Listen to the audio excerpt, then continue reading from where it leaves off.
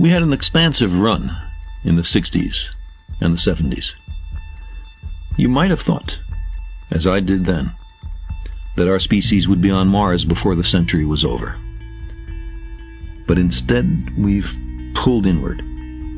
Robots aside, we've backed off from the planets and the stars. I keep asking myself, is it a failure of nerve or a sign of maturity? Maybe it's the most we could reasonably have expected. In a way, it's amazing that it was possible at all.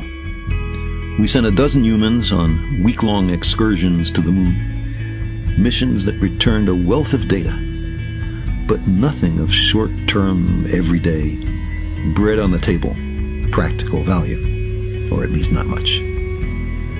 They lifted the human spirit, though. They enlightened us about our place in the universe. A highly visible program affecting our view of ourselves might clarify the fragility of our planetary environment and the common peril and responsibility of all the nations and peoples of Earth. There's something more. Spaceflight speaks to something deep inside us. Many of us, if not all.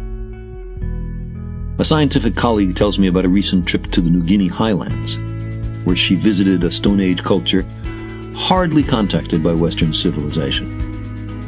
They were ignorant of wristwatches, soft drinks, frozen food. But they knew about Apollo 11. They knew that humans had walked on the moon. They knew the names of Armstrong and Aldrin and Collins. They wanted to know who was visiting the moon these days. Projects that are future-oriented, that, despite their political difficulties, can be completed only in some distant decade, are continuing reminders that there will be a future. Winning a foothold on other worlds whispers in our ears that we're more than Picts, or Serbs, or Tongans. We're humans. In the meantime, people everywhere hunger to understand. The idea that we've now understood something never grasped by anybody who ever lived before. That exhilaration, especially intense for the scientists involved, but perceptible to nearly everybody, propagates through the society, bounces off walls, and comes back at us. It encourages us to address problems in other fields that have also never been solved. It increases the general sense of optimism in the society.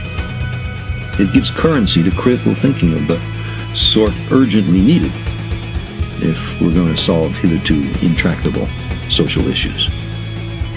It helps stimulate a new generation of scientists. The more science in the media, especially if methods are described as well as conclusions and implications, the healthier, I believe, the society is. There's plenty of housework to be done down here on Earth, and our commitment to it must be steadfast. But we're the kind of species that needs a frontier for fundamental biological reasons. Every time humanity stretches itself, it receives a jolt of productive vitality that can carry it for centuries. Yuri Romanenko, on returning to Earth after what was then the longest spaceflight in history, said, quote, "The cosmos is a magnet. Once you've been there, all you can think of is how to get back."